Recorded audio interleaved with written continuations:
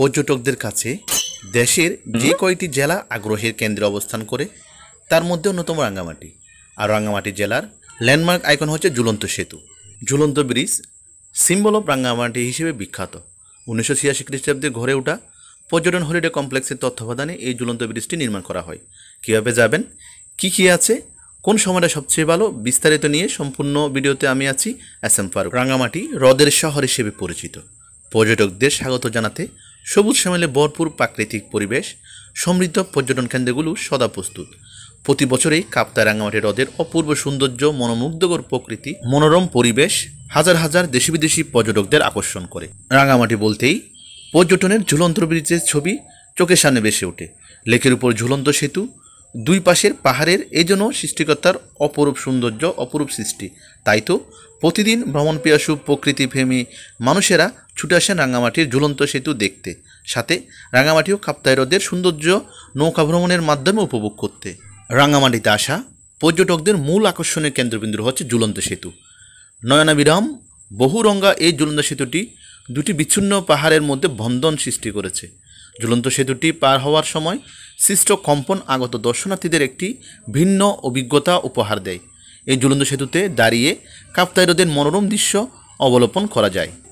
ভ্রমণপিয়াসু মানুষের কাছে রাঙ্গামাটি জেলা একটি বিশেষ গুরুত্ব রয়েছে। পর্যটকদের মোহিত করতে রাঙ্গামাটিতে রয়েছে বেশ কয়েকটি পর্যটন কেন্দ্র। এদের মধ্যে কাপ্তাই হ্রদের উপর নির্মিত 335 ফুট লম্বা ঝুলন্ত ব্রিজ উল্লেখযোগ্য। রাঙ্গামাটিতে ভ্রমণে আসা সকল পর্যটকরাই সিম্বল অফ রাঙ্গামাটি হিসেবে খ্যাত ঝুলন্ত সেতুটি দেখতে আসেন। কাপ্তাই লেকের বিচ্ছিন্ন দুই পাহাড়ের মাঝখানে সম্পর্ক গড়ে দেওয়া এই রঙিন সেতু যেন সৌন্দর্যের এক প্রতিকৃতি। ব্রিজের এক পাশে পাহাড়ের উপরে শিশুদের বিনোদনের জন্য রয়েছে দোলনা, স্লিপার এবং পাহাড়ি বাজার। তাছাড়া সিজনাল ফলের সমারোহ নিয়ে বসে পাহাড়িরা, যেমন আম, জাম, কাঁঠাল, লিচু, আনারস সবচেয়ে বেশি পাওয়া যায় এখানে। লেকে ভ্রমণের জন্য ব্রিজের নিচে ইঞ্জিন চালিত বোট ঘণ্টাপ্রতি 200 থেকে 300 টাকার বিনিময়ে ভাড়া করতে পারবেন। পর্যটনের এই ঝুলন্ত ব্রিজ দেখতে টিকিট রয়েছে, টিকিটের প্রাইস হচ্ছে 20 টাকা। ঝুলন্ত ব্রিজ দেখতে বছরের যে কোনো সময়ে যাওয়া যায়, তবে বর্ষার অতিবৃষ্টির ফলে এখানে ঝুলন্ত ব্রিজ পানিতে ডুবে যায়। তাই বর্ষায় গেলে অবশ্যই খোঁজখবর নিয়ে যাওয়া উচিত। সাধারণত শীতকালেই পর্যটকদের বেশি ভিড় জমে। কীভাবে যাবেন সেটা বলে দিচ্ছি। ঢাকা হতে ঢাকার ফকিরাপুল মোড়, আবদুল্লাপুর ও সাইদাবাদ রাঙ্গামাটি গ্রামে অসংখ্য বাস কাউন্টার রয়েছে।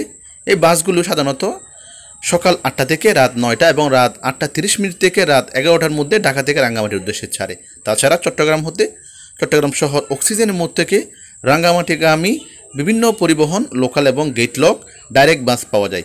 চট্টগ্রামের বদ্রারহাট বাস টার্মিনাল থেকেও রাঙ্গামাটি যাওয়ার জন্য বাস পাওয়া যায়।